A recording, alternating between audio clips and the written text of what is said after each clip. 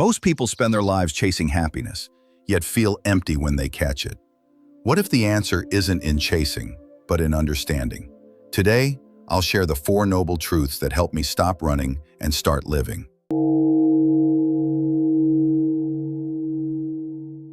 Welcome, my friend.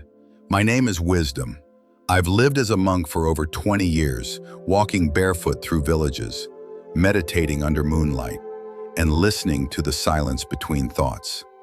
But I wasn't always this way. I once lived in the noise, chasing promotions, relationships, and validation. It wasn't until I encountered the 4 noble truths that I began to truly live. These truths aren't just ancient philosophy. They're a mirror.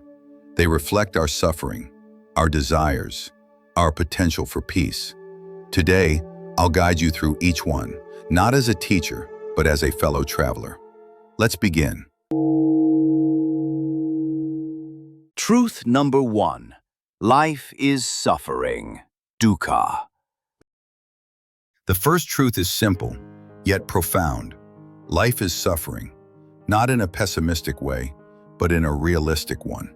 Suffering is woven into existence. We suffer when we lose what we love, when we don't get what we want, even when we fear losing what we have. I remember a young man who came to our monastery.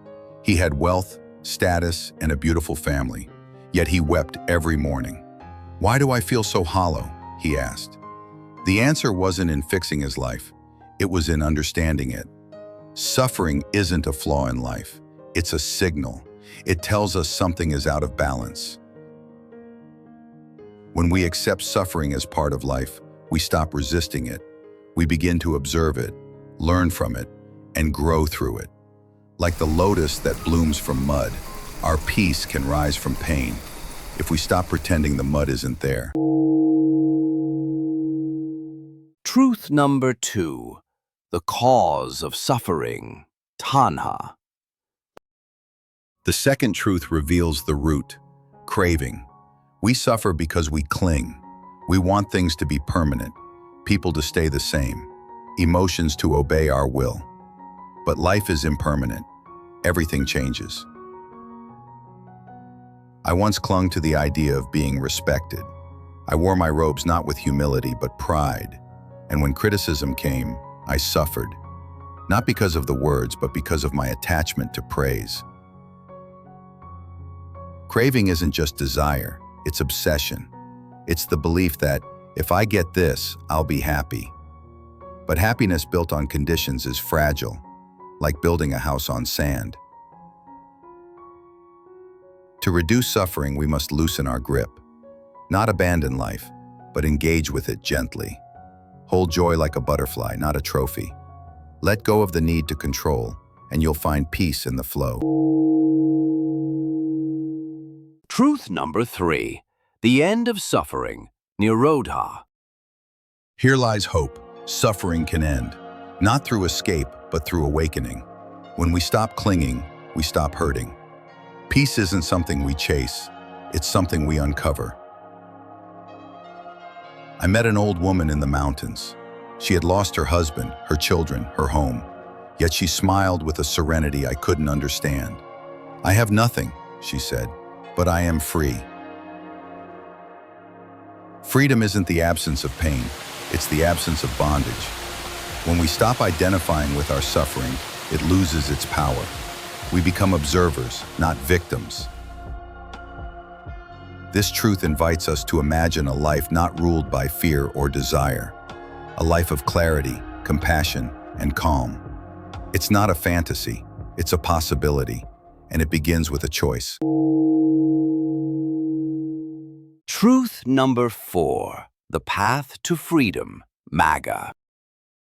The final truth is the map, the eightfold path: right view, intention, speech, action, livelihood, effort, mindfulness, and concentration. These aren't commandments, they're practices, steps toward liberation. I walk this path daily, not perfectly, but persistently. When I speak with kindness, act with integrity, and meditate with presence, I feel lighter. Not because life is easier, but because I am clearer.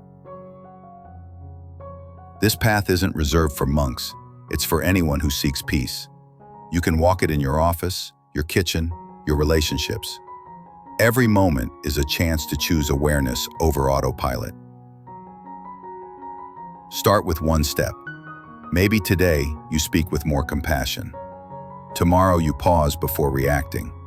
Slowly the path unfolds, and with each step suffering fades. Reflection. What will you do with your time? Time is the most precious thing we have, yet we spend it chasing illusions, avoiding discomfort, and forgetting to breathe. The Four Noble Truths aren't just teachings, they're reminders. Life is short, suffering is real, peace is possible, and the path is here. So I ask you, not as a monk, but as a fellow human, what will you do with your time? If this message touched you, share it, let it ripple. And remember, peace isn't found in the future, it's found in presence. Until next time, walk gently, breathe deeply, and live wisely.